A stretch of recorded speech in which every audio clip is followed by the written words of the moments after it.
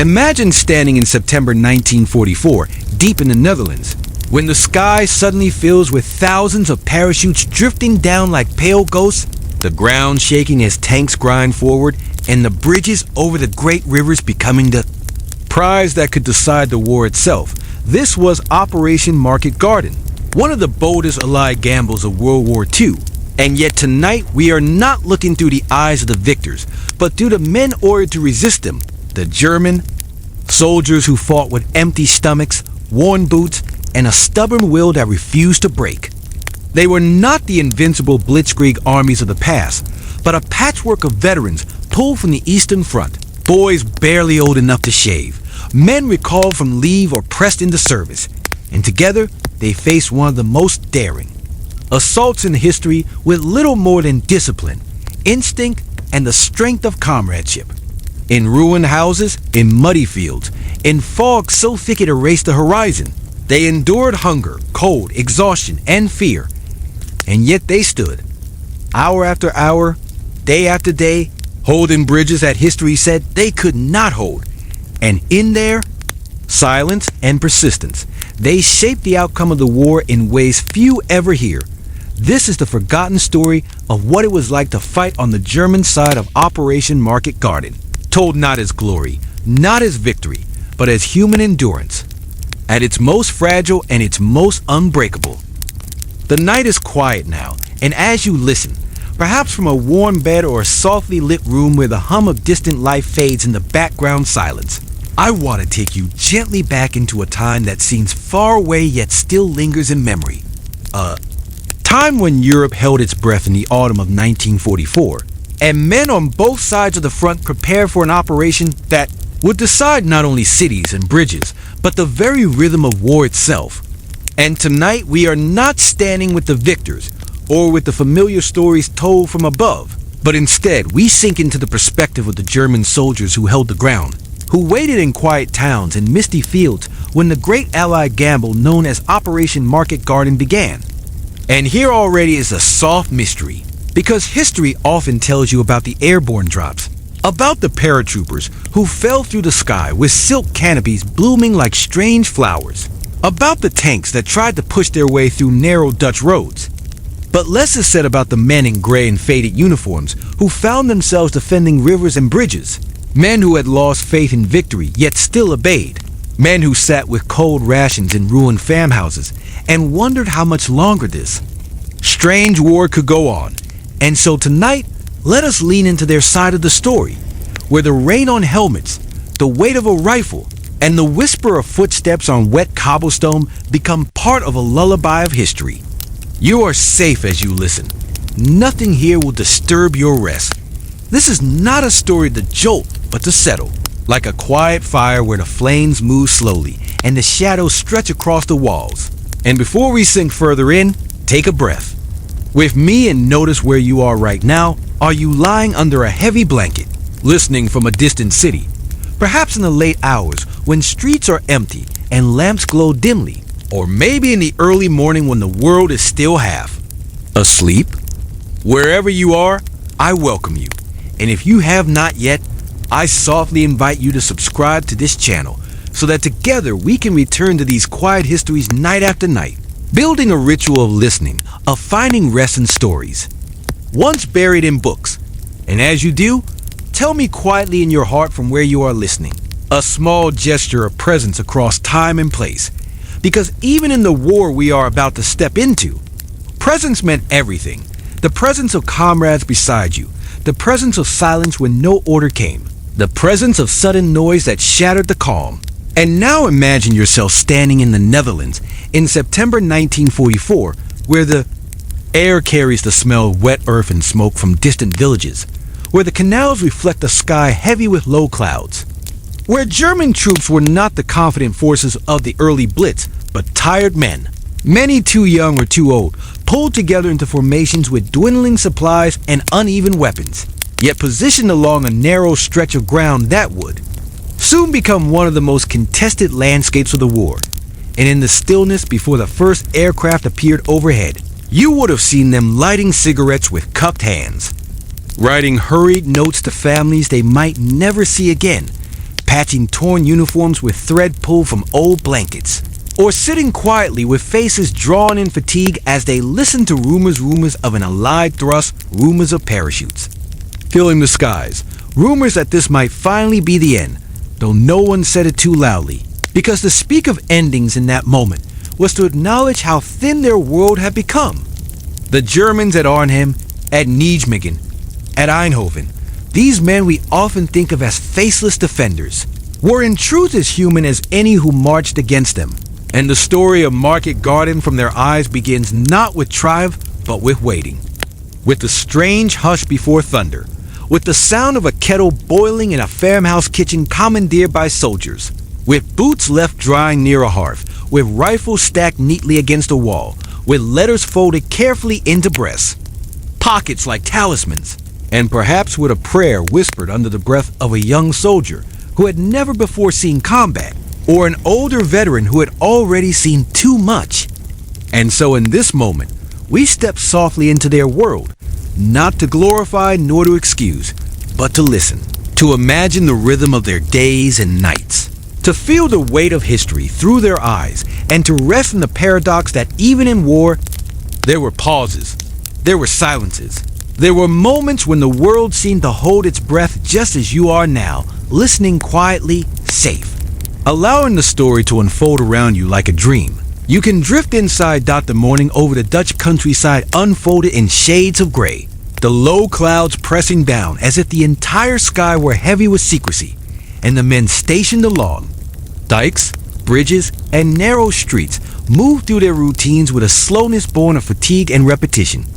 For in September 1944, the German army was no longer the unstoppable force of earlier years, but a patchwork of units veterans pulled from the Eastern Front, teenagers in fresh uniforms that still smelled of dye, men recalled from leave and convalescence, engineers and clerks handed rifles and sent to the line, and yet they were here, scattered across villages and towns, holding ground against an Allied offensive that no one fully understood. In Arnhem, men of the 9th and 10th S Panzer divisions found themselves regrouping, battered from prior fights but still organized enough to be dangerous, while elsewhere scratch units were pieced together from Luftwaffe personnel who had scarcely trained for ground combat, and from Volkssturm militia who looked more like civilians than soldiers. And yet amid this ragged assortment, there was still the unyielding discipline drilled into German ranks, a determination that had less to do with ideology by this stage, and more to do with survival, the knowledge that to retreat without orders was death, that to resist even when overwhelmed was the only option left.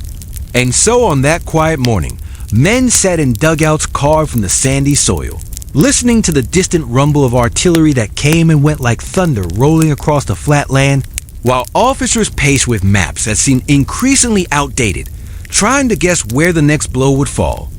The air smelled of damp wood, of tobacco smoke quickly and shared, of horses still used to pull carts over roads too narrow for tanks. And along those roads, German sentries stood leaning on their rifles, staring at horizons they could not control, where birds lifted suddenly from fields as though startled by something too distant to hear. It was here that the strangeness of Market Garden began to be felt, for while the Allied plan relied on speed and surprise, the German defenders relied on instinct, on the sharpened awareness of men who had learned not to trust silence. And when the first glimmers of parachutes appeared through the clouds above, it was not confusion that spread, but a grim recognition, an almost eerie calm, because those who had fought in Russia or Normandy understood what such a sight meant.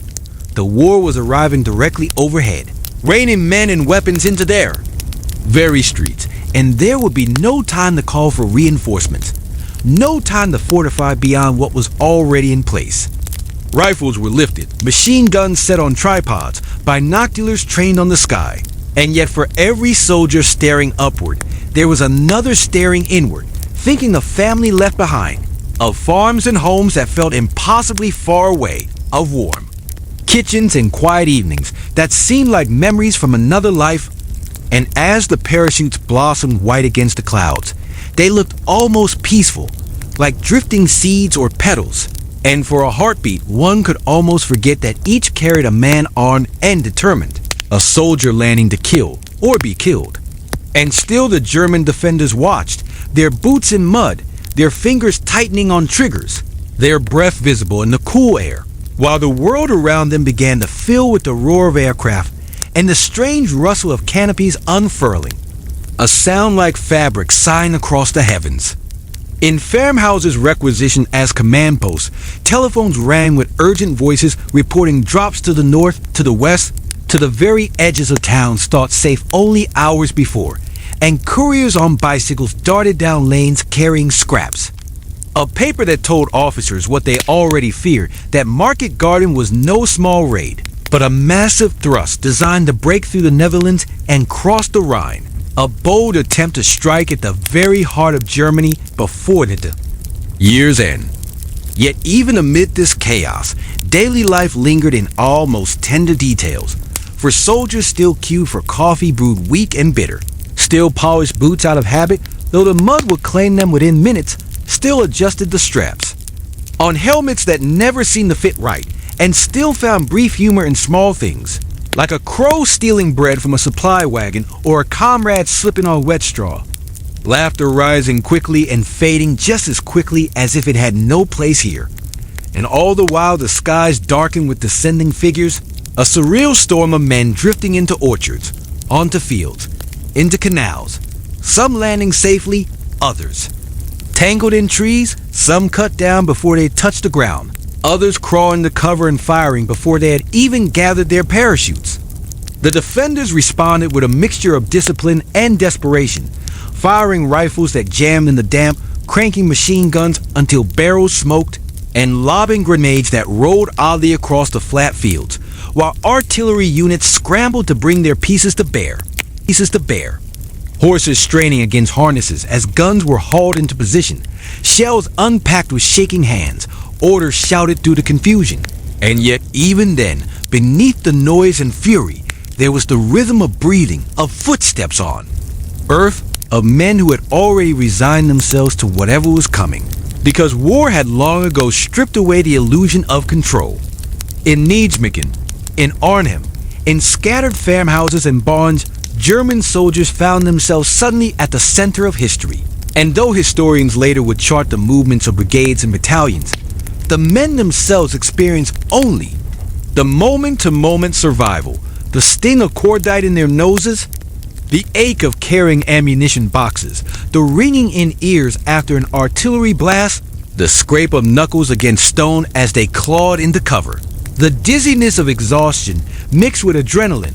And if you could stand among them in that September air, you might notice how ordinary they seemed, how human, men not unlike those who had landed among them, men who coughed in smoke, who winced when dust stung their eyes, who prayed without words as parachutes floated down like pale omens.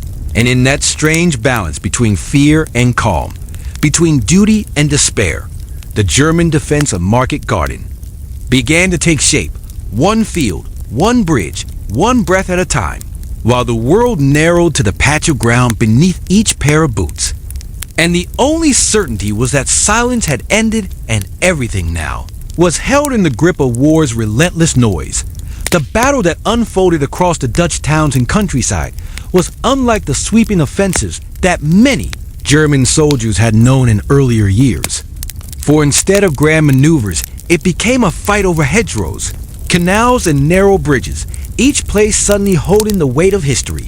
And for the men tasked with defending them, the days blended into a strange rhythm of exhaustion and alertness, where long hours of silence were shattered by moments of violence so sudden that ears rang and hands trembled even after the shooting stopped. And still the routines of soldiering persisted, because habit was a form of survival. Rifles were cleaned whenever a pause allowed. Boots were scraped free of mud only to be caked again within minutes. Helmets were adjusted though their weight never lessened. And every pocket carried a few small treasures matches, photographs, folded scraps of paper, a half-empty tin of tobacco that reminded each man of something beyond the battlefield, of a life that seemed impossibly distant. The German defense at Arnhem became particularly intense, for there the paratroopers who had landed from the sky pushed hard into the town. and German soldiers found themselves fighting street by street, house by house, tearing holes in walls. To fire through, dragging furniture into windows to use as makeshift barricades, and sometimes crouching silently in upper floors listening as enemy boots marched past below, knowing that one sound, even a cough, could bring death. In these moments, the senses sharpened, and men remembered the creak of old wooden stairs, the smell of plaster dust, the flicker of candlelight in darkened rooms, the scrape of a bayonet against brick, and though orders came down from officers, most decisions were made in the instant, whether to fire or to wait, whether to run or to hold still, whether to trust the silence or assume danger lurked just outside the door. The town became a maze, its canals reflecting fire at night, its bridges echoing with the rattle of machine guns, and its gardens, once filled with flowers, trampled into mud and wire, while the German defenders, many of whom had doubted their strength at the beginning, discovered a grim resilience in themselves, not born of loyalty to Hitler or to the collapsing Reich, but of something simpler, the need to survive, the refusal to yield ground easily, the bond of comradeship that grew, strong in ruined rooms and foxholes where men whispered to each other to keep fear at bay. Food was scarce and meals became small rituals of hope, a crust of bread broken in silence, a thin soup ladled from a dented pot, a handful of potatoes roasted quickly in embers, and water fetched from pumps under the watchful eyes of snipers. Yet these simple things felt almost sacred, a reminder that life still existed in the shadows of death. And with every day the weather pressed down, the damp seeping into uniforms, the chill lingering in bones, the smoke from burning houses clinging to hair and skin, so that men began to carry the war on their bodies, smelling of gunpowder and sweat of earth and ash, while their eyes grew distant, their voices quiet, speaking only when needed. Yet there were still moments of strange humanity, like when a captured Allied paratrooper was given a cigarette by the German soldier who had disarmed him, the two men sitting side by side in silence for a few minutes as if the war belonged to another world, or when an abandoned piano was found in a ruined house and someone pressed a few keys, the fragile notes floating in the air like a reminder of gentler times, or when a soldier reached down to pet a stray dog that wandered nervously. Among the rubble, its ribs showing through its fur, and for an instant both man and animal seemed to comfort each other. Such moments did not erase the brutality, but they coexisted with it. And this strange balance is what defined life on the German side during Market Garden, an endless shifting between the ordinary and the unimaginable, between the familiar sound of a spoon against a tin cup and the thunder of artillery that shook walls and hearts, between laughter that came suddenly and vanished like smoke, and the silence that settled heavily afterward. The defenders, though under constant strain, managed to delay the Allied advance again and again, surprising not only their enemies, but themselves, because the narrative of collapse was interrupted by the stubbornness of men who had been told to hold and who, despite fatigue, hunger, and despair, did just that, one corner at a time, one canal at a time, one long day blending into the next, until time itself lost clarity and the war became not a sequence of dates, but an unbroken atmosphere of noise, smoke, and tension through which they moved as shadows with rifles, waiting, always waiting, for the next sound, the next flash, the next demand upon their endurance. The fighting across the Dutch landscape settled into a strange pattern where days no longer felt separate, but stretched into each other like one long, dimly lit corridor. And for the German soldiers holding their positions, the war became not a series of grand movements, but a collection of moments endured in silence, interrupted by sudden bursts of noise that seemed to come from everywhere at once, whether the crack of rifles echoing down narrow streets, the hammering of machine guns rattling through ruined windows, or the deep concussion of artillery that shook loose tiles from rooftops. In Arnhem, the defenders who had been hastily thrown together from remnants of battered divisions and local units found themselves facing some of the fiercest paratroopers the Allies could muster. Yet even in this imbalance of numbers and supply, there was an odd resilience born from familiarity with hardship, For many of the men had survived Russia or Normandy and carried within them a practiced rhythm of survival. The instinct to dig, to endure, to conserve ammunition, to move only when shadows covered them. And as a result, what might have collapsed quickly instead turned into a grinding, exhausting defense where every house became a fortress and every street a front line. Life in these places was marked by peculiar contrasts. For in one moment, a soldier could be crouched in a darkened hallway listening for footsteps beyond the wall, heart pounding as dust trickled from plaster cracked by explosions, and in the next moment, he might be carefully pouring a cup of thin coffee over a fire stoked with broken furniture, sharing the bitter warmth with comrades as if the outside world had paused. And though fear was constant, it became almost background noise. Like the cold or the hunger, something carried without comment. Soldiers wrote letters on scraps of paper, torn from old ledgers or commandeered schoolbooks. Their handwriting hurried but steady, telling families that they were alive, omitting the details that could not be written, folding the pages into pockets, with little expectation they would ever be delivered. And these notes became almost prayers, talismans tucked against the chest, while photographs of wives or children were shown quietly to comrades, each man nodding with a soft smile before, tucking the images back away. At night, the world shifted into a different kind of fear, for darkness meant shadows could hide anything, and the glow of a cigarette ember might draw fire. Yet the night also brought a strange calm, the distant drone of planes overhead blending with the soft rustle of wind through trees, the faint lap of water against canal banks, and the occasional bark of a dog left behind in a village, sounds that reminded the soldiers that life still existed beyond the war, even if it felt impossibly far away. They slept in fragments, heads resting against rifles, boots never fully unlaced, jackets pulled tight against the damp chill, and dreams came heavy, filled with images of home or of battles already fought, so that men woke disoriented, unsure if they had truly rested or only drifted for a few minutes into another kind of exhaustion. Supplies grew thinner each day, and rations became a mixture of whatever could be scavenged black bread grown hard. Tins of meat shared sparingly, potatoes, dug from nearby fields under cover of night, sometimes cooked in secret, and sometimes eaten raw and hunger-pressed on every movement. Dulling thoughts but sharpening instincts for the smallest scraps. Yet amid this, humor persisted in fleeting sparks. A soldier joking about the mud swallowing his boots.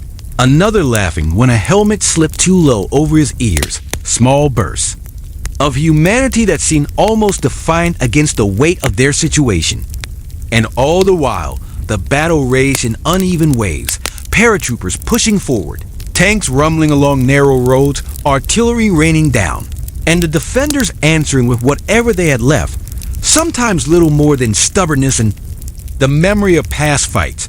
And though every man felt the war pressing against them like an unmovable wall, they continued, step by step, night by night, living in a state where the line between endurance and collapse blurred, where the simple act of surviving another hour felt both impossible and inevitable, as if history itself had slowed to measure the resilience of those who stood in the path of market gardens gamble.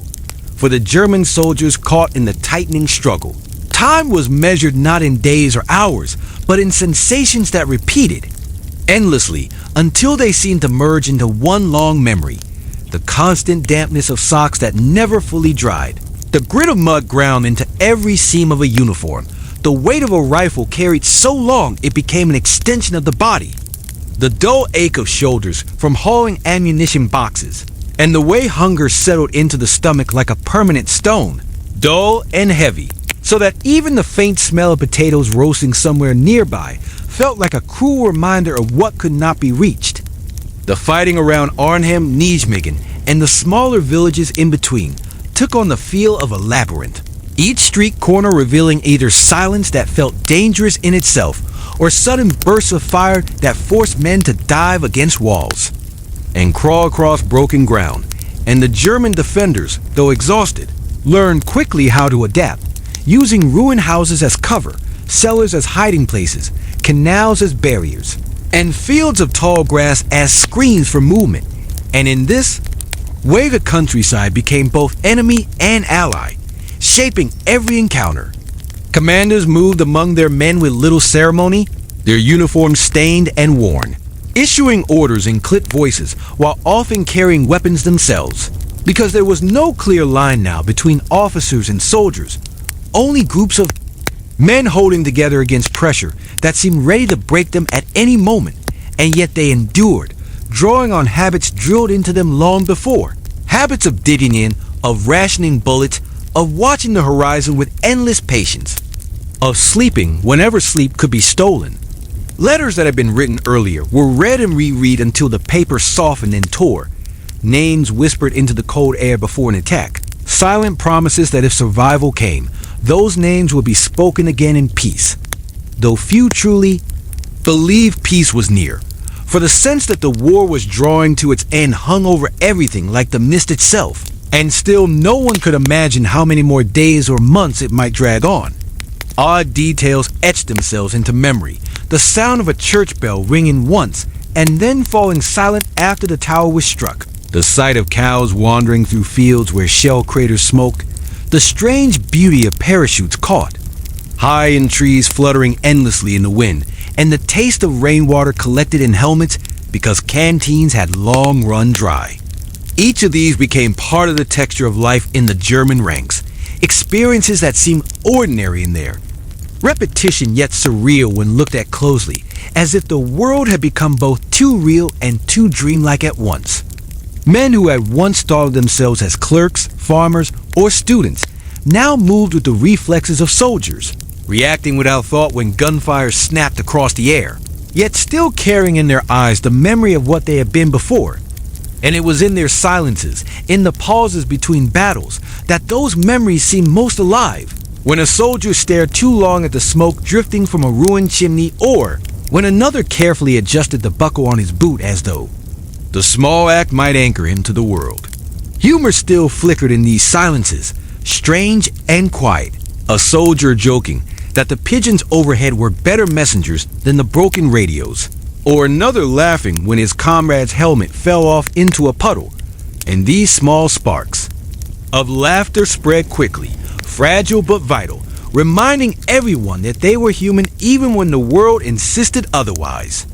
And as September deepened, the nights grew colder, the fog thicker, the sense of weariness heavier, yet still the German defenders held their ground, each man a thread in a fraying fabric, tied together by necessity, fear, and the unspoken recognition that whatever the outcome, they were living through something that would outlast them, something that history would later try to explain with maps and reports, but which, for those present, was nothing more or less than the struggle to endure each hour with breath still in their lungs and feet still on the ground.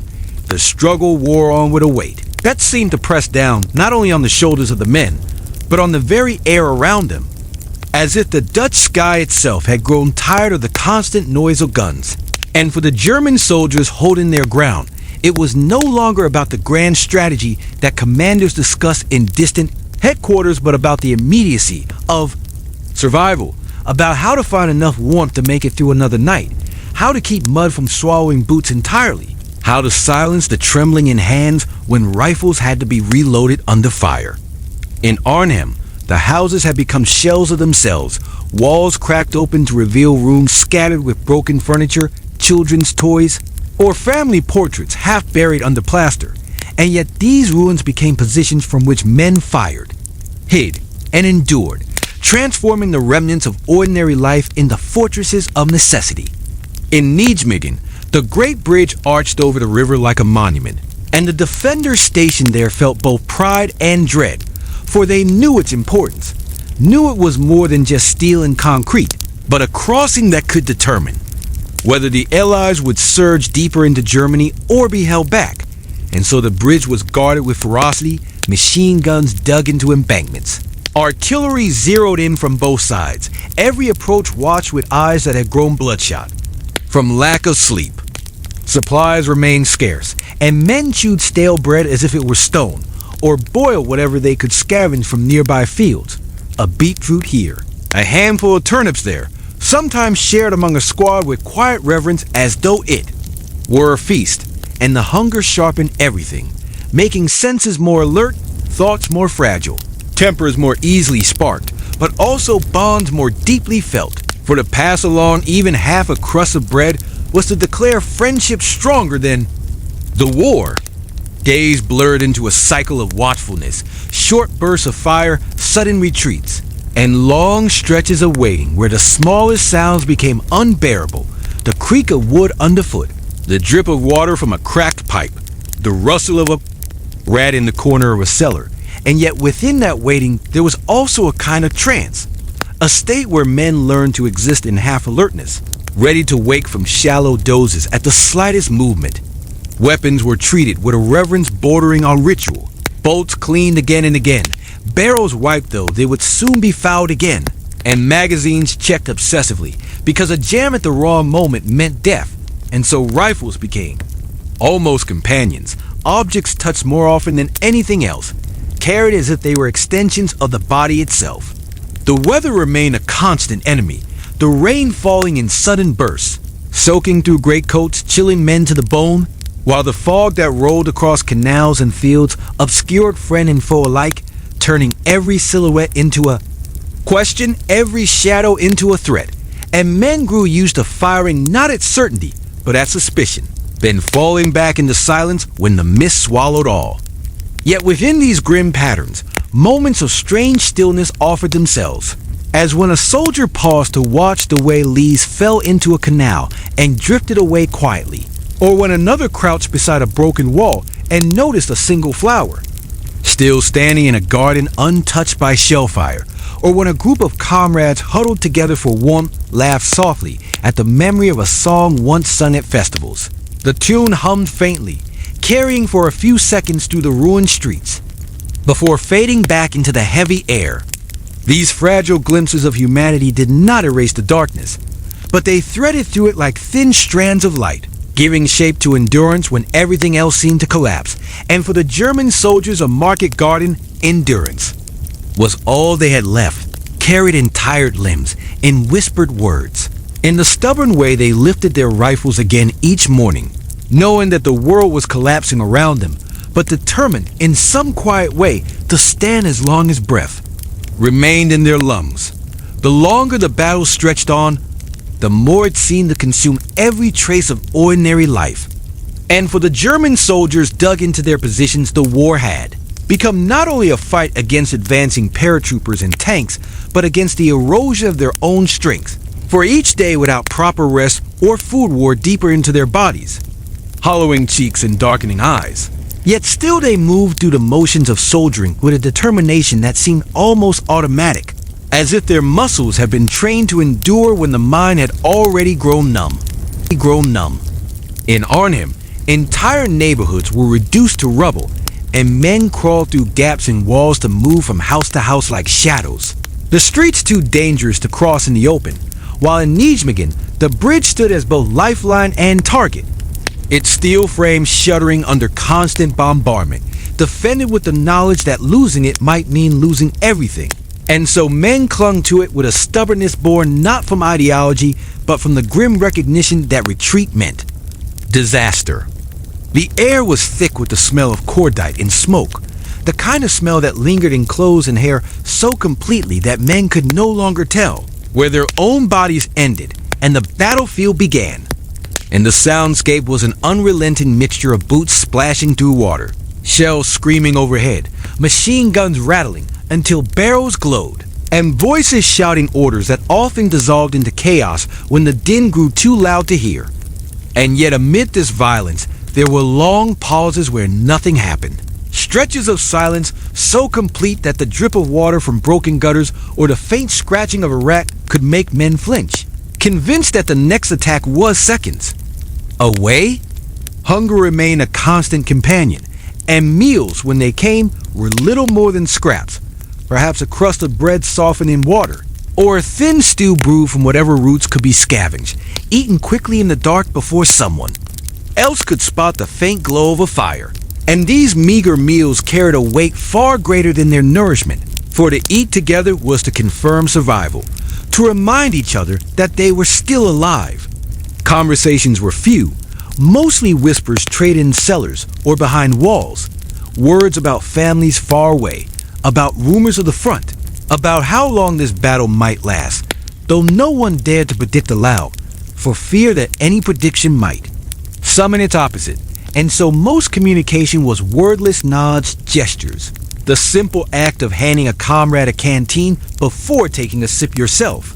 Strange details etched themselves into the memory of these days, such as the way pigeons nested in the ruins of churches, flying in sudden bursts when explosions shook the walls, or the way the fog over canals made it seem as though the world itself had shrunk to a few yards, leaving everything beyond invisible, or the way the parachutes still hanging from trees and rooftops fluttered endlessly in the wind, a constant reminder of how the battle had begun.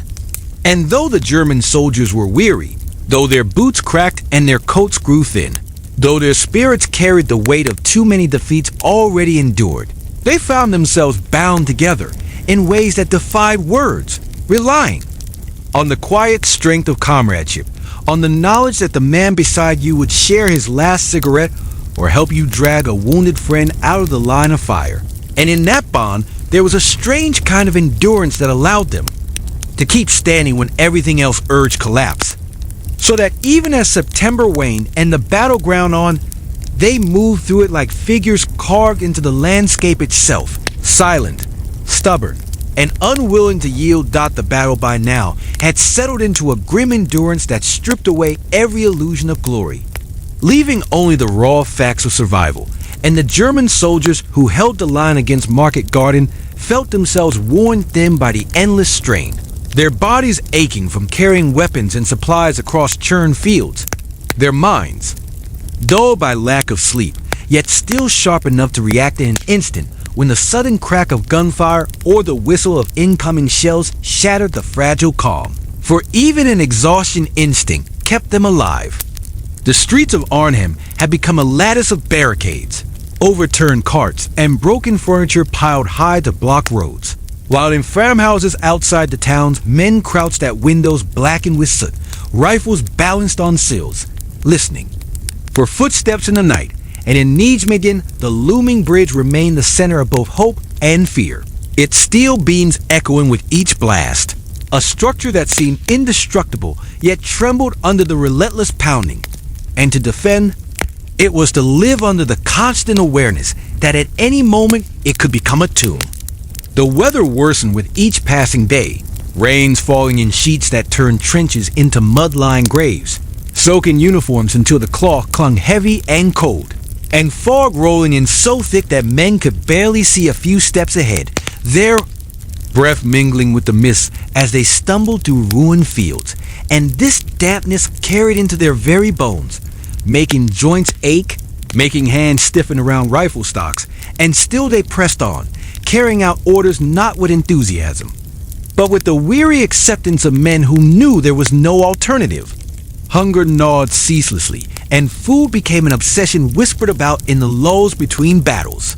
Men recalling the taste of sausages from markets back home, the smell of fresh bread from village bakeries, or the sweetness of fruit from orchards, now trampled into mud, and these memories felt both comforting and cruel, shadows of a life that seemed impossibly far away, while in reality, meals consisted of thin soups brewed from roots, of bread so stale it had to be soaked before it could be chewed, of whatever livestock had not already been driven away, the occasional chicken or pig shared among a squad as though it were a banquet.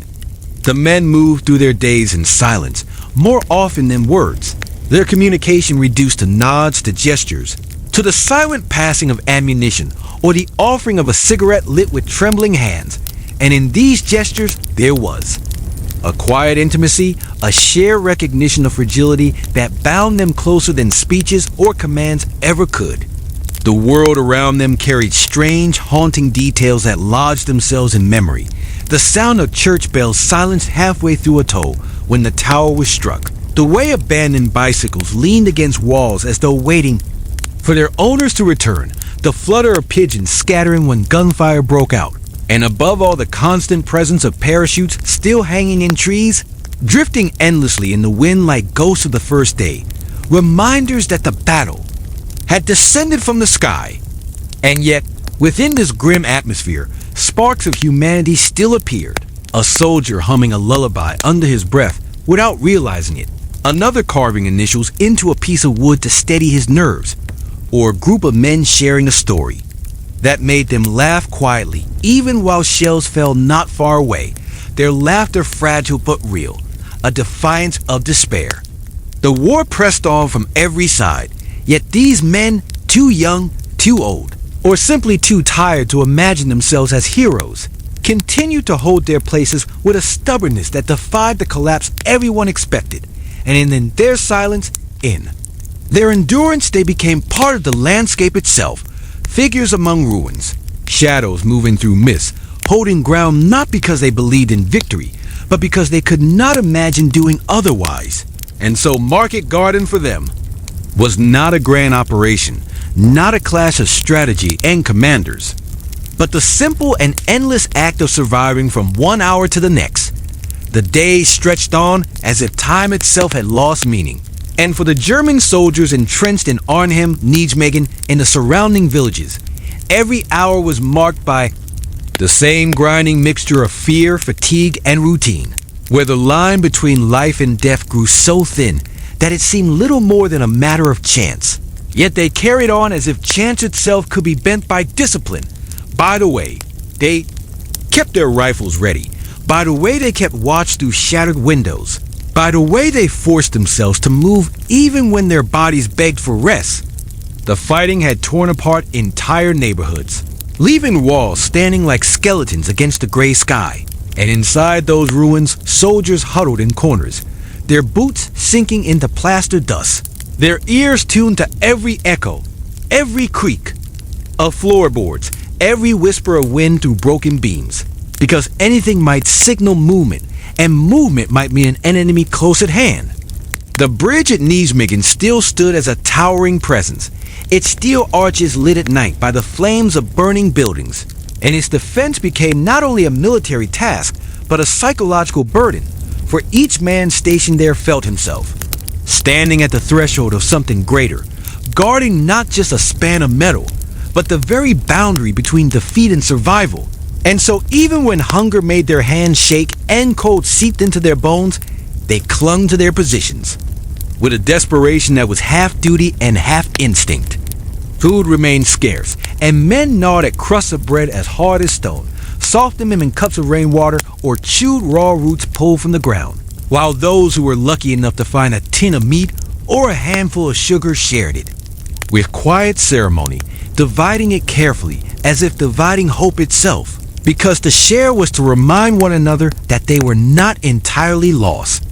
The weather offered no relief, rain soaking trenches and streets alike, mud swallowing boots, fog reducing vision until comrades seemed like shadows drifting through mist, and the damp never left their clothes, never left their skin, until it felt as though they were carrying the weight of water itself on their shoulders. And still they moved, still they fought, still they endured, each step taken with the stubbornness of men who knew there was no choice but to remain. Small moments of humanity persisted in the strangest ways. A soldier lighting a cigarette with hands trembling so badly he had to steady them against a wall. Another pausing to adjust his cap in a mirror cracked, but still intact in a ruined house. Or a squad huddled around a single candle stub that barely lit their faces, yet gave them the comfort of light in the darkness.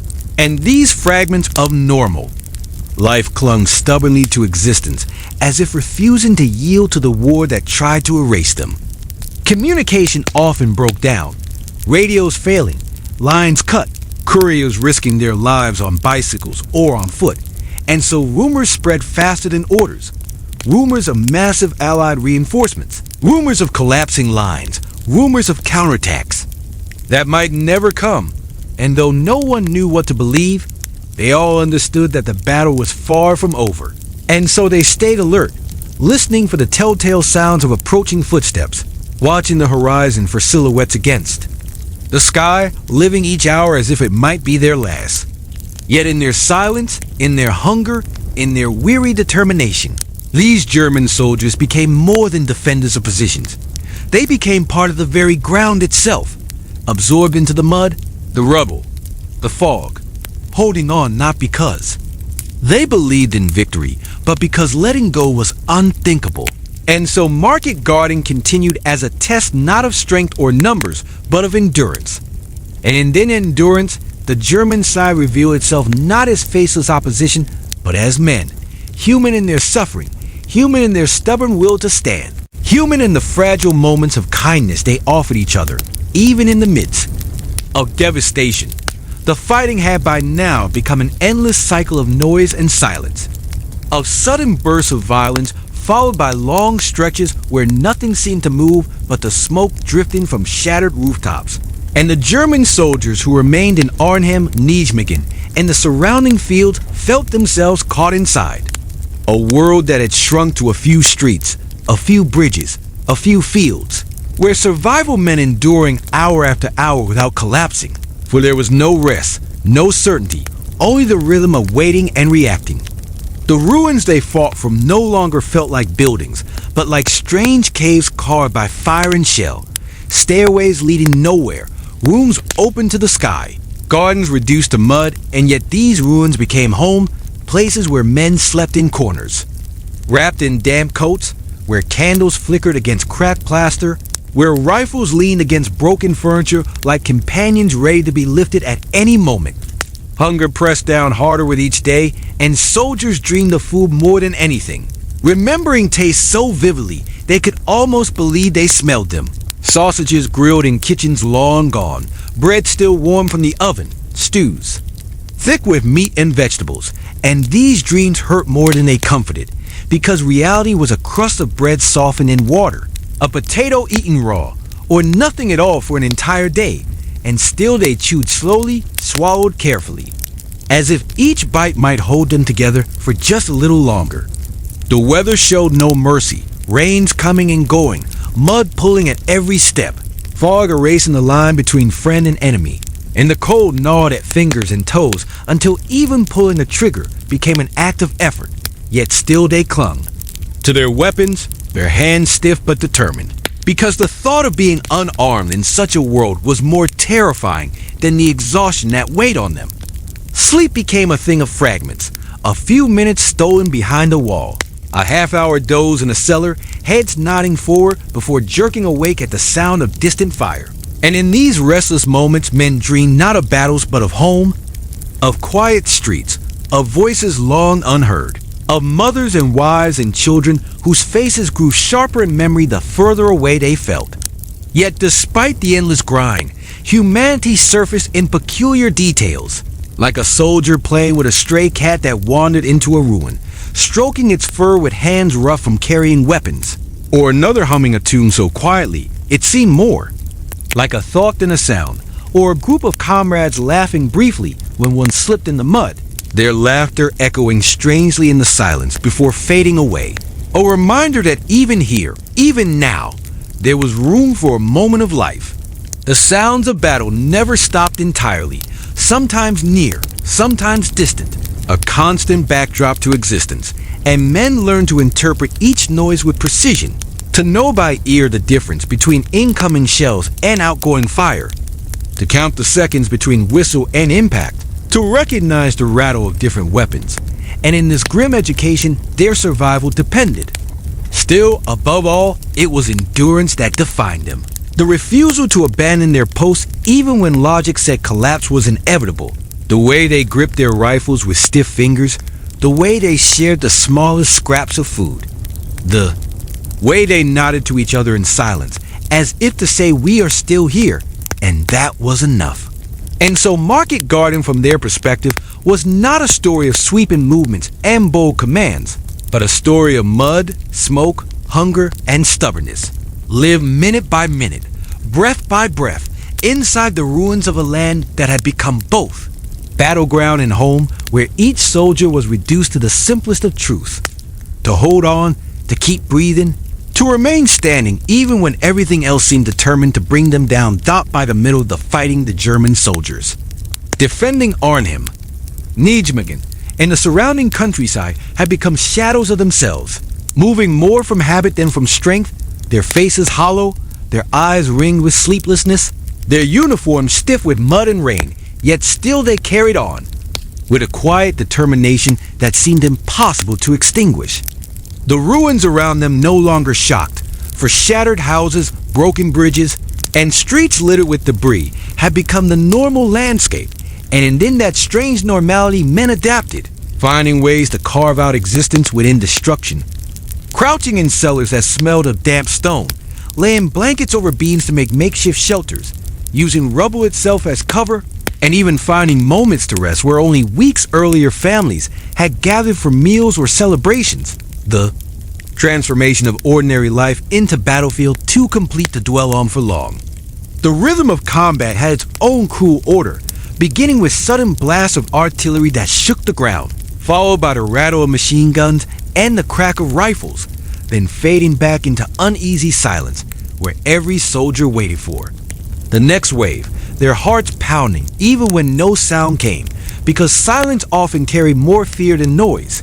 And in those silences, hunger seemed sharper, the damp colder, the exhaustion heavier. Food remained a constant obsession, and men scavenged whatever they could, boiling nettles into bitter soup, chewing pieces of leather, or cracking bones from stray animals to suck the marrow, while cigarettes became as precious as gold smoked. Slowly, the smoke exhaled in thin streams, as though each breath carried a fragment of calm back into their bodies. Yet even in this deprivation, humanity clung to them, showing itself in the way one soldier passed his last piece of bread to a comrade, or another shared the final match he had, or how men would exchange a glance and a faint smile after surviving. A shelling that had struck close, a shared recognition that they were still alive when so easily they might not have been.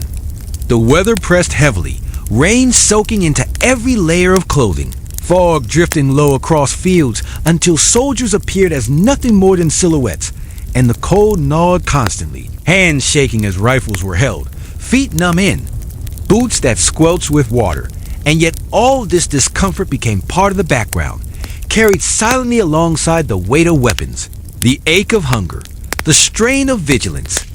And though their uniforms marked them as soldiers of the Reich, inside these men were simply human, tired, and afraid. Some clinging to thoughts of families they had not seen in years, others hardened in the quiet acceptance of whatever end awaited them, but all bound together in a strange brotherhood that arose not from ideology, but from the necessity of relying on one another in a world reduced to ruins. There were fleeting moments that seemed almost unreal, such as stumbling into a garden where apples still clung to a tree despite the shelling, men plucking them quickly and biting into them with juice running down their chins, laughing for a moment as though they were boys again, or pausing in a ruined church where a single candle left behind by civilians burned faintly, the small flame casting light over broken pews, and in that flicker some soldiers whispered prayers they had not spoken in years, their words mingling with the crackle of distant fire outside. All around them the war pressed relentlessly forward, Allied forces pushing with tanks and paratroopers, German units regrouping again and again with whatever strength remained, and through it all the defenders stood, minute by minute, hour by hour. Their endurance the only thread that held them in place, their humanity flickering in small gestures of kindness. Their survival measured not by victories won, but by the stubborn act of refusing to collapse even when everything around them seemed determined to break them apart. The longer the battle raged, the more it seemed to blur the boundaries between day and night, for the German soldiers caught in its grip could scarcely tell where one ended and the other began. The world reduced to a haze of smoke, fire, an exhaustion that hung in the air like a weight pressing on their very lungs. And in Arnhem the ruins echoed with the crack of rifles and the dull crash of mortar, until the sounds no longer startled, but became the rhythm of existence. While in Nijmegen, the bridge still loomed like a monument to both endurance and dread, its steel arches shuddering under bombardment, each impact making men wonder if they would die beneath its collapsing beams. Yet still they held their ground as if bound by an invisible thread of necessity. Their bodies carried the story of the struggle more than words could. Faces hollowed by hunger, eyes darkened by sleepless nights. Uniforms clinging heavy with mud and rain, boots splitting at the seams, and hands raw from gripping rifles. So tightly that the wood left grooves in their palms. But still they lifted those weapons whenever shadows appeared through the mist, because instinct would not let them do otherwise. Hunger gnawed without end, making men speak in whispers about meals they remembered. Stews thick with vegetables, warm bread pulled from ovens, the sweet taste of food in summer. And these memories were so vivid they hurt, for all they had now were scraps scavenged from fields, roots chewed bitter, bits of meat roasted quickly when an animal was caught. And when one soldier found an apple tree still clinging to its harvest, the fruit was shared among the squad as if it were treasure, each bite a reminder of life beyond the battlefield. The weather offered no kindness, the rain soaking through greatcoats until the fabric seemed part of their skin, fog closing in to turn comrades into shadows, and the cold creeping into their bones so deeply that even lighting a cigarette became an act of will, hands trembling against the wind. Yet those cigarettes were smoked slowly, passed from man to man as if each drag might stitch a fragment of calm back into their fraying nerves. Silence was often worse than noise, for in the lulls between attacks men sat with every sense sharpened, hearing the drip of water through broken roofs, the scuttle of rats in cellars, the far-off bark of a dog left behind, and in that silence they braced themselves for the sudden return of chaos, for it always came. Shells whistling down, bullets snapping across streets, shouts echoing until drowned out by the roar of machines. And still, amid this unending pressure, humanity surfaced in the smallest of details, like the way a soldier tucked a damp photograph of his family back into his breast pocket after staring at it too long, or how another whispered a prayer before falling asleep for a few minutes against a wall, or the way comrades exchanged faint smiles after surviving another barrage, wordless acknowledgments that they were still here. The ruins themselves became strange companions, stairways leading nowhere, door frames standing alone against the sky, broken mirrors reflecting faces that seemed older than their years, and the men moved among them like ghosts tied to the earth, carrying the weight of a war that was less about victory now than about endurance. Market Garden from their side was lived not in grand strategy, but in these countless fragments: the mud, the hunger, the silence, the fleeting laughter, the stubborn grip on rifles, the endless waiting for whatever came next, and through it, all the German soldiers stood, not as faceless defenders of maps, but as men pressed to their limits, bound together by necessity, and made unyielding not by choice, but by the simple fact that they could not imagine letting go while breath still lingered in their bodies by the time the battle reached its later days.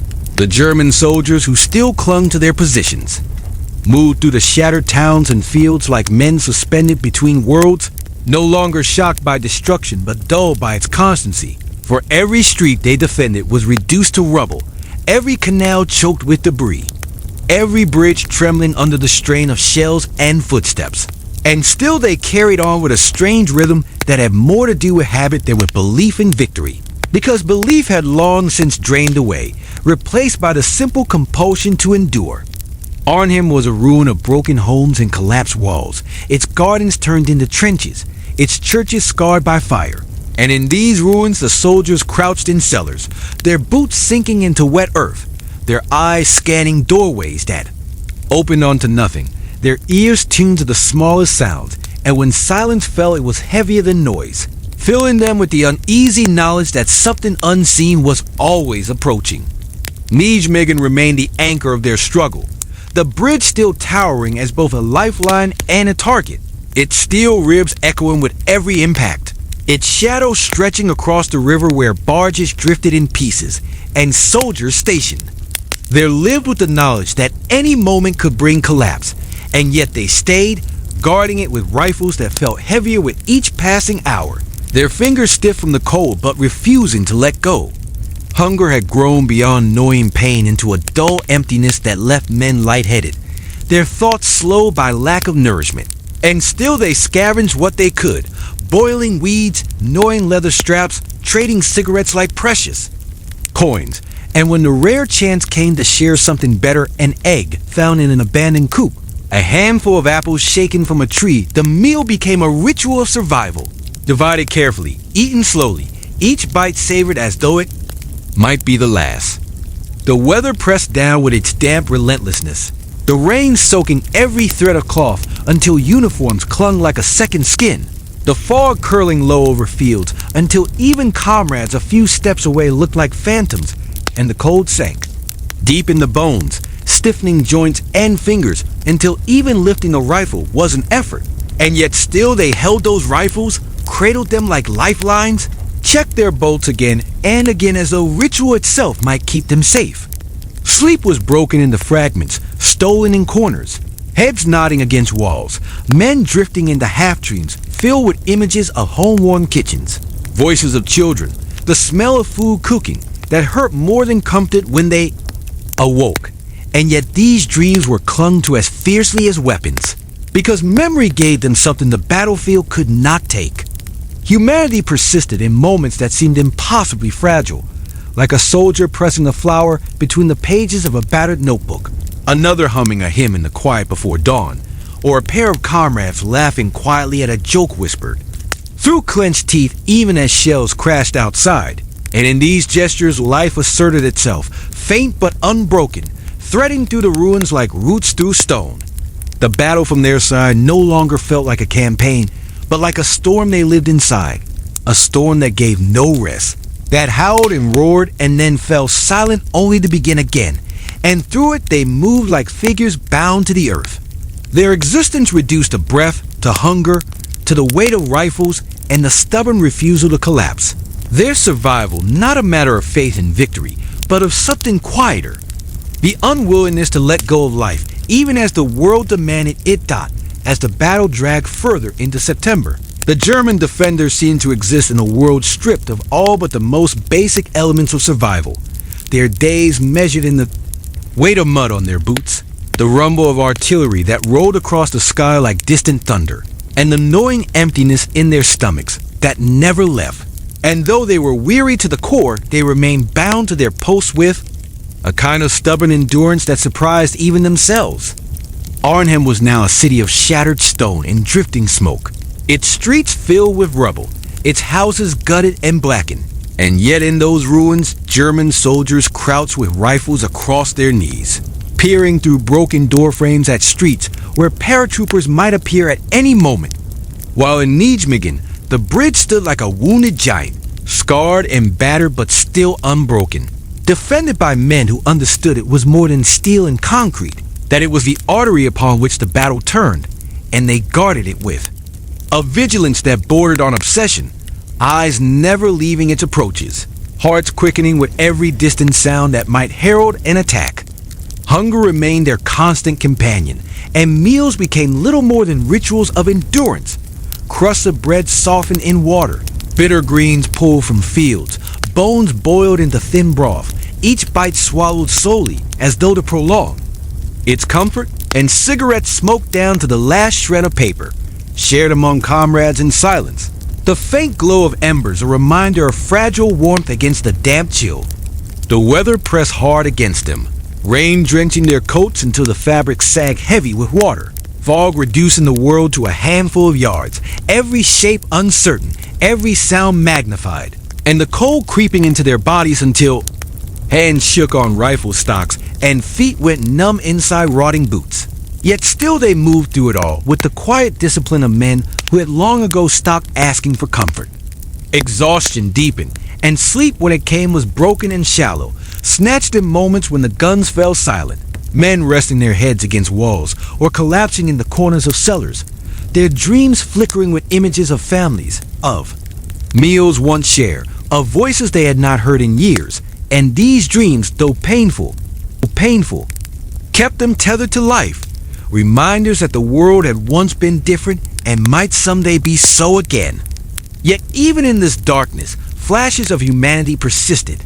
A soldier drawing sketches in the margins of a torn notebook, another carefully folding a damp letter to keep it safe against his chest, or a group of comrades exchanging faint smiles after surviving the barrage that should have killed them. their bond made stronger by the simple fact of endurance. And through it all, the ruins became strange companions, stairways leading nowhere, windows opening onto emptiness, walls standing like skeletons, and the men moved among them like shadows bound to the land, their lives reduced to breath and waiting. Their survival a matter not of faith in victory, but of the unwillingness to give in. For Market Garden had become for them not a campaign of strategy or maps, but a raw test of endurance. Live moment by moment in mud, hunger, silence, and the stubborn persistence of men who refused to let go even when everything around them urged collapse. The battle had by now ground into something beyond comprehension. A state where the German soldiers no longer marked time by calendars or watches, but by the rhythm of survival itself. The hours measured by bursts of fire, by the moments they managed to chew a scrap of food, by the brief stretches of silence that allowed them to breathe before chaos returned. And Arnhem lay under a permanent veil of smoke, its streets lined with rubble, its canals reflecting only flames at night, while Nijmegen's bridge stood scarred and trembling, defended with a determination that bordered on fatalism. For every man stationed there knew it might collapse at any moment, yet they refused to abandon it. Their bodies had grown thin, cheeks hollow, uniforms stiff with grime, boots rotting from the constant damp, and their eyes carried the dull weight of sleeplessness. Yet somehow they still managed to stand, to grip their rifles with fingers that trembled from both cold and exhaustion, to drag ammunition across mud-slick streets, to lift comrades wounded and carry them back into the shadows, because the act of stopping seemed more dangerous than the act of continuing. Hunger was now an ache that never left, gnawing at their insides until thoughts of food consumed them more than thoughts of home or victory. And yet scraps were found and shared with reverence, a potato roasted in embers, an onion eaten raw, a crust of bread softened in rainwater, each bite divided carefully, each swallow accompanied by silence as though words might break the fragile ritual of nourishment, while cigarettes, when found, were smoked slowly, each drag held as though it might warm them from the inside. The weather pressed upon them without mercy, rain soaking their coats until they sagged, fall curling low across the ground so that even a comrade a few feet away seemed like a phantom, and the cold creeping into their very bones, making sleep shallow, broken, and filled with dreams of warmth that vanished as soon as they opened their eyes. Communication grew more fragmented with each passing day, radios failing, couriers cut down, messages delayed or never arriving, and so the men relied more on instinct, on gestures, on the unspoken understanding that bound them together. And in that silence bonds deepened, each man leaning on the presence of the others as much as on his own strength. Humanity persisted in quiet, almost invisible ways. A soldier sketching a bird on the corner of a map, another rubbing warmth into a comrade's hands before sending him back to the line, or a group huddling in the ruins of a house and whispering. Songs half forgotten from childhood, their voices fragile yet stubbornly alive against the roar of war outside. The ruins themselves had become their companions. Walls scarred black, stairways broken, windows opening only to emptiness. And in this landscape, the men moved like shadows, their existence reduced to breath, to endurance, to the refusal to surrender. Their ground even when everything around them screamed that the end was near.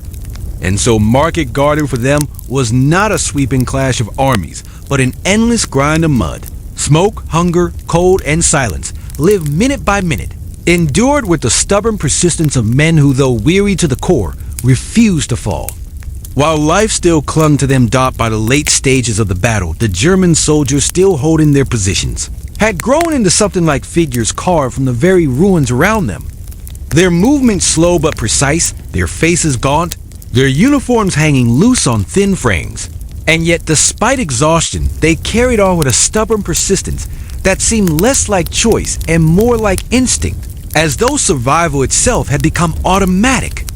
Arnhem was now little more than a skeleton of a city, its streets filled with shattered stone, its canals clogged with wreckage, and the men who crouched in its ruins lived in a constant haze of smoke, dust, and the acrid tang of cordite, while Nijmegen's bridge, still battered but standing, was defended with a ferocity that came from the understanding that to lose it would be to unravel everything.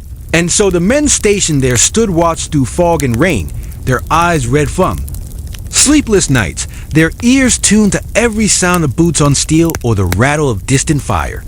Hunger had hollowed them into shadows, the gnawing emptiness inside so constant that it seemed to replace all other feelings. And yet scraps of food, however meager, were still shared with quiet ceremony. An apple divided into slivers, a potato roasted black and eaten slowly, a piece of bread softened in water until it could be swallowed. And these rituals gave them a fragile thread of humanity that bound them together. A reminder that they were not only soldiers, but men trying to remain alive. The weather pressed heavily, rains drenching them without end, fog rolling thick across the fields until the world shrank to a few paces, and the cold biting deeper each night so that even lighting a cigarette felt like a battle against stiff fingers. And yet those cigarettes glowed like small beacons in the darkness, passed from hand to hand as though fire itself could be borrowed and shared. Fatigue reached into their very bones. Sleep taken in fragments so short that dreams and waking blurred together. Men dreaming of warm beds and waking to the hard floor of a cellar, dreaming of voices long gone and waking to the echo of gunfire. And yet these dreams sustained them as much as they pained them, because they reminded them that another world existed, one worth remembering even in ruins. Humanity persisted in fleeting gestures, a soldier placing his coat over a wounded comrade despite the cold, another tracing words into the dust on a wall only to wipe them away quickly, or a squad whispering a prayer together before moving out, their voices low and steady, blending with the sounds of distant fire. The ruins around them seemed to breathe with them, walls cracked and leaning, stairways twisted, doors opening only to rubble. And in this landscape, the men became part of the wreckage, their presence etched into the stones, their breath mingling with the smoke, their lives reduced to the steady rhythm of endurance. And so Market Garden in these final stages was not felt as victory or defeat from their perspective, but as survival stretched thin, lived moment by moment through hunger, cold, silence, and the unyielding will to remain standing, men holding. Not for glory, but because their bodies refused to collapse so long as a breath still lingered in them. The final days of the battle carried with them a heaviness that seemed to seep into the very air, and for the German soldiers who still clung to their positions, every moment felt stretched thin, as though time itself had slowed to test how much longer they could endure. Their bodies reduced to little more than willpower, their uniforms torn, their boots caked with layers of mud, their faces drawn tight by hunger and sleeplessness, and yet they continued to move, to dig, to watch, because to stop was to collapse entirely. Arnhem lay in ruins, its streets unrecognizable, its buildings gutted, smoke rising endlessly into the sky, and in those ruins the men crouched in doorways that opened only onto rubble, peered down streets where silence itself felt dangerous, and carried out orders with the dull steadiness of those who no longer believed in outcomes, only in holding the ground beneath their feet. In Nijmegen the bridge, battered and scarred, still spanned the river like a scar across the landscape, defended with grim resolve by men who could scarcely stand straight, but who knew that its loss would unravel their line. And so they remained, shivering in the damp air, rifles heavy in their hands, their eyes hollow yet unblinking as they scanned the fog for movement. Hunger was no longer an ache, but an emptiness so deep it felt part of their bodies, and scraps of food were cherished like relics. A crust of bread divided into careful pieces, a thin soup of weeds slurped in silence, a cigarette shared among 3 men as though its smoke alone could feed them. And these small rituals became anchors against despair, ways of reminding themselves that they were still alive, still capable of sharing, still human. The weather pressed on relentlessly, the rain soaking every thread of fabric, the cold tightening its grip each night until fingers stiffened and jaws clenched against shivering. And the fog that rolled across the fields made the world small, no larger than the reach of an arm, until men felt as though they lived inside a gray cage where every sound echoed louder than it should. Every silhouette became a threat, and yet still they moved through it with the caution of ghosts. Fatigue gnawed at them without end, sleep snatched in fragments of minutes. Heads nodding against rifles, eyes closing only to jolt awake at the faintest sound, and in these shallow dreams they saw faces from home, voices longed for but out of reach, the smell of food, the warmth of a bed, the comfort of laughter. All of it slipping away when they opened their eyes to the ruins around them. And yet humanity endured in fleeting gestures. A soldier wrapping a scarf around a comrade's neck despite his own cold. Another carving initials into a broken wall with the tip of a knife. Or a group of men whispering songs in the darkness. Their voices low but steady, carrying memory into a place where memory seemed impossible. The ruins themselves seemed to echo with these moments. Walls leaning inward as if listening. Stairways broken but still climbed. Windows shattered but still looking out onto the world. And within them the soldiers became part of the wreckage. Their existence bound to the rubble, their breath mingling with smoke, their lives reduced to endurance, carried minute by minute. And so by these late days, Market Garden for them was no grand story of movement or triumph, but the steady grind of existence at the edge of collapse, lived through hunger, cold, silence, and the faint sparks of humanity that refused to extinguish. Even as everything around them crumbled by the time the fighting reached its closing days, the German soldiers who remained were little more than silhouettes moving through smoke and rain. Their bodies worn down to bone and will, their thoughts dulled by hunger and fatigue. And yet they carried on with a persistence that seemed less like hope and more like instinct, as if their muscles remembered the motions of soldiering even when their minds could no longer grasp meaning. Arnhem had been reduced to a hollow city of broken stone and empty windows, its streets covered in debris, its canals clogged with wreckage. And in those ruins, the men crouched among collapsed walls, their rifles resting across their knees, their breath visible in the cold air, waiting for sounds that would tell them whether another assault was coming. And when silence lingered, it was almost worse than noise, for silence pressed upon them with its own weight, filling them with the dread of what might suddenly erupt. In Nijmegen the bridge still stood, its arches trembling under fire but refusing to fall, defended by men who were themselves nearly broken, but who stood fast with eyes fixed on its approaches, aware that its loss would bring collapse but unwilling to leave it unguarded. And so they remained even as the damp seeped through every seam of their clothing, even as exhaustion bent their shoulders. Hunger hollowed them further each day, and food became less nourishment than symbol. A crust of bread chewed slowly, a potato roasted in embers and divided into pieces, a cigarette smoked with deliberate care, each small ritual shared in silence, as though the act itself was a form of defiance, proof that life still persisted despite the war's effort to erase it.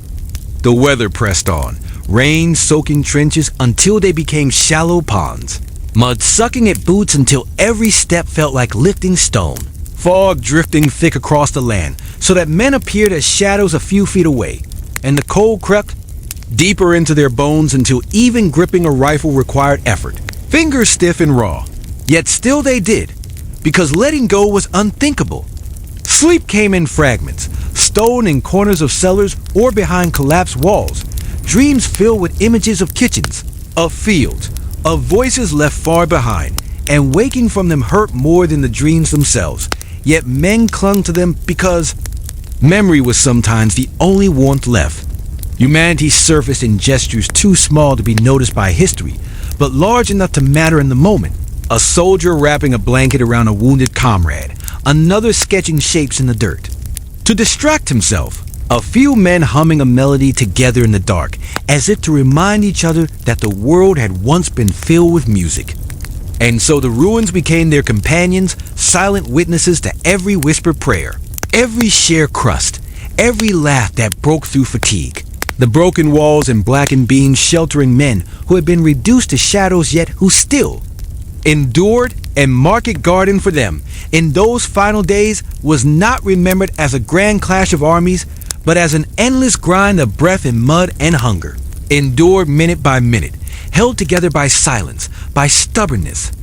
and by the faint but unyielding thread of human presence that refused to disappear.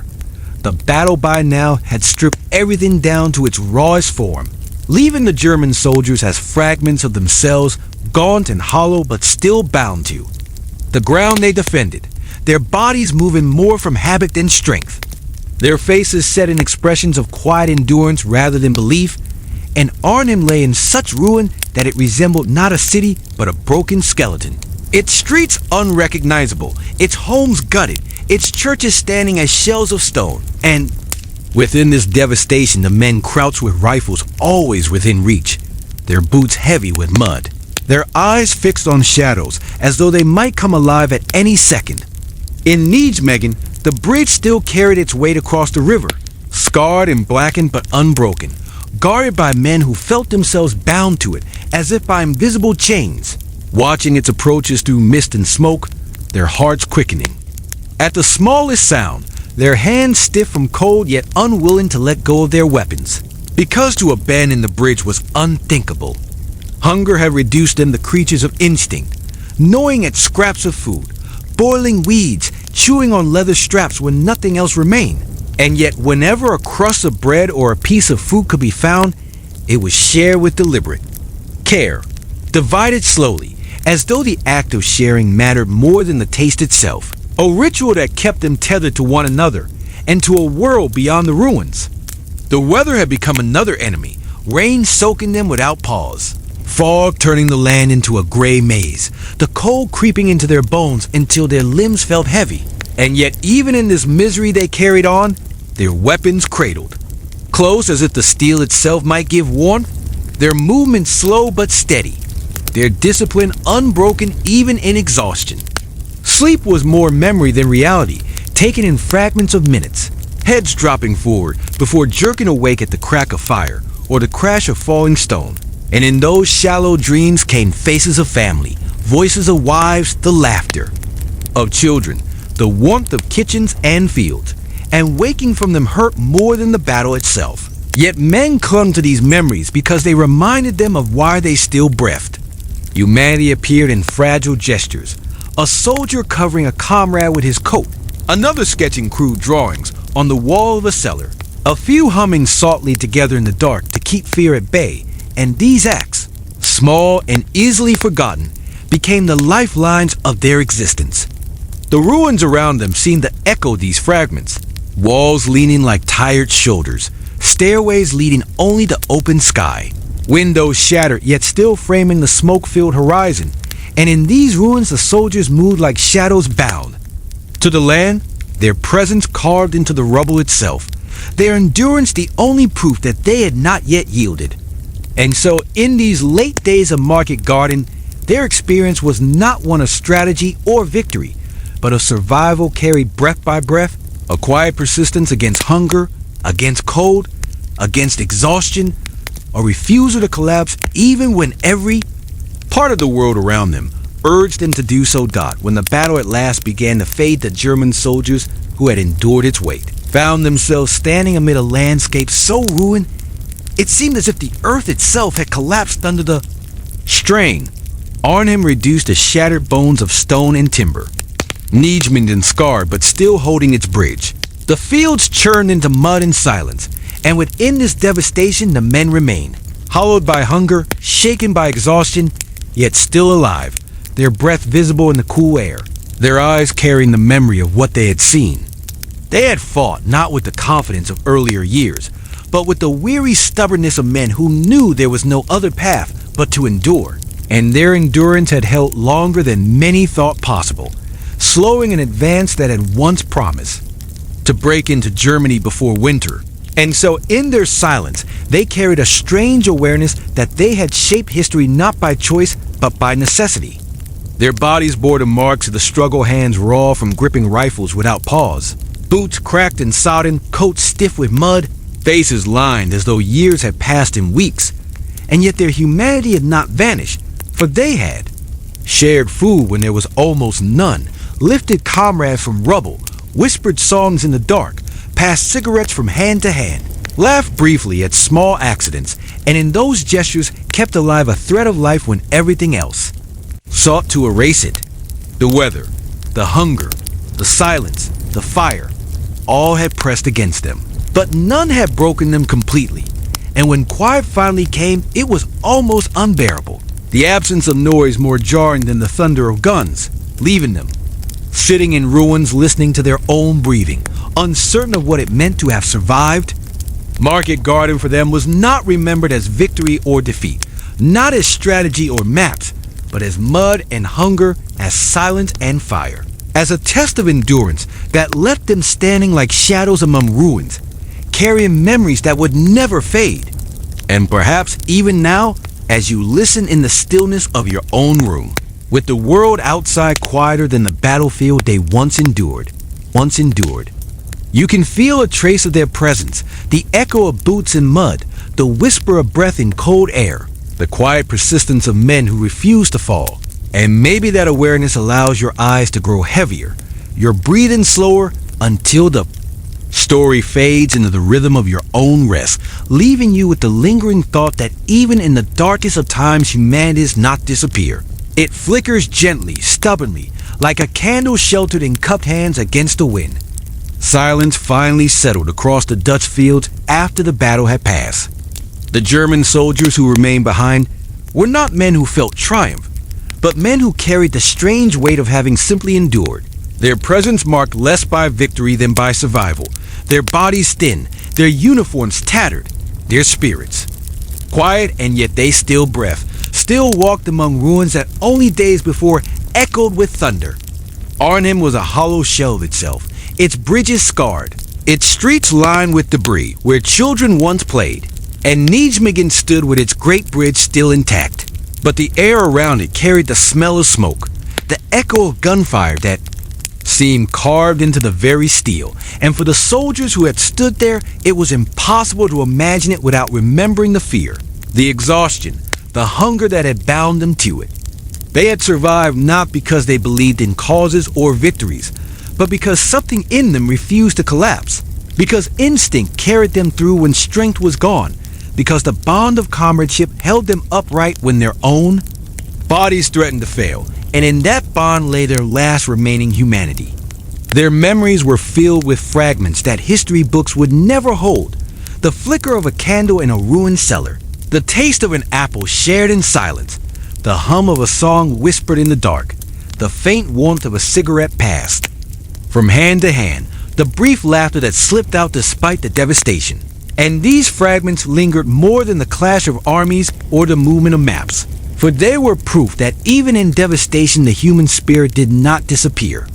The weather, the hunger, the fear, all had pressed against them until they were hollow, yet through it all they had endured, and when quiet came at last, it was almost overwhelming, for silence carried the memory of noise. And in that silence, they sat, breathing slowly, wondering what it meant to have lived through something that felt both endless and unreal. And as you listen now, perhaps in your own quiet space, safe beneath blankets, hearing only the soft sounds of your own room, you might sense a distant echo of their endurance, the reminder that human beings have always carried themselves through darkness by holding on to small lights, by leaning on one another, by refusing to fall completely. And that awareness can become a kind of comfort, a reminder that even in moments of weariness, there is strength in breath, in silence, in the simple act of being. And so let the story now settle into stillness, carrying you toward rest, with the lingering thought that history is not only battles and ruins, but also the quiet persistence of people who endured them, their presence like a soft shadow moving across time, touching your dreams with the knowledge that even in the darkest nights humanity flickers on, steady and unbroken dot in the quiet that followed, when the last echoes of gunfire had faded and the smoke drifted away into the damp Dutch air. The German soldiers who remained carried within them not the feeling of men who had won or lost, but of men who had been weathered like stones, shaped by fire and silence until they were hollow yet unbroken, their presence marked only by the fact that they still breathed. Arnhem stood in ruins, Nijmegen scarred but unyielding, the fields trampled into mud, and these places seemed to absorb the memory of all who had passed through them, the sound of boots, the whisper of hunger, the low murmur of voices in the night, so that even long after the soldiers left, the ground itself seemed to hold their endurance. Their lives had been reduced to the smallest rituals, breaking bread into fragments, lighting a cigarette in cupped hands, whispering names into the dark, adjusting a rifle strap before sleep, and yet in those gestures was proof of what it meant to be human in the face of collapse, to keep moving, to keep sharing, to keep holding on when there was nothing left to hold on to but one another. History would later record market garden in terms of strategy and maps, arrows showing advances and retreats. But for those who lived it on the German side, it would never be remembered that way. It would be remembered in the smell of wet earth, clinging to boots, in the chill of fog that erased the horizon, in the taste of thin soup brewed from roots, in the sound of a comrade's laugh cutting briefly through the dark. And these fragments were the truth of what it meant to endure. And now, as the story comes to rest, you may feel your own breathing slow, your body settle more deeply into stillness. Your eyes grow heavy with the softness of knowing that even in the darkest chapters of history, even in hunger and ruin, people found ways to endure, to share, to remain alive. And that same thread of persistence runs quietly through you too, steady and unbroken, like a candle glowing in the silence, carrying you gently into rest. When the guns were finally silent and the smoke began to thin, the German soldiers who had endured market garden did not step away from the battlefield as men who had conquered or been conquered, but as men who had been pressed to their limits, and somehow still remain, their bodies frail, their eyes hollow, their uniforms little more than rags, and yet they walked breathing still, carrying the weight of what they had seen into whatever days remained. Arnhem was a husk, its streets scattered with rubble, its bridges broken or scarred, its houses burned to their foundations, and Nijmegen's great bridge still stretched across the river like a scarred survivor, its steel beams trembling but unfallen. And these places seemed to absorb the memory of every soldier who had passed through them, as if the mud, the fog, and the stones themselves had learned to remember. For the men, the war had not been charts or orders, but the smell of wet earth clinging to boots, the sound of water dripping in ruined cellars, the sting of smoke in the lungs, the taste of bread softened in rain, the warmth of a comrade's hand when all else was cold, and the fleeting sound of laughter that somehow escaped even when surrounded by ruin. And it was these fragments that lived in them long after the shells had stopped. They had fought not because of belief in banners or speeches, but because survival had no alternative, because instinct and comradeship carried them through when strength was gone, because letting go was harder than holding on. And in this state, discovered endurance that defied explanation, a quiet persistence that made them part of the land they defended, as much a feature of the ruins as the broken walls and scarred stones. And when they finally left the fields and streets where so many had fallen, they carried with them memories that no historian's map could capture, memories of hunger so sharp it hollowed the body, of fog so thick it erased the horizon, of silence so heavy it was worse than noise, and of humanity flickering in the smallest of gestures, a shared crust, a whispered prayer, a cigarette passed from hand to hand in the darkness. And perhaps now, as you lie in your own quiet space, safe and warm, with the world outside hushed, you can feel a faint echo of their endurance. The reminder that people have always carried themselves through the harshest nights with fragile rituals of kindness, with the refusal to fall, with the stubborn flicker of presence that endures even when all else is lost. And that thought may bring you calm, may let your breath grow slower, your body sink deeper into stillness, your eyes drift shut as the story softens into silence, leaving behind only the awareness that humanity, even at its most fragile, remains unbroken.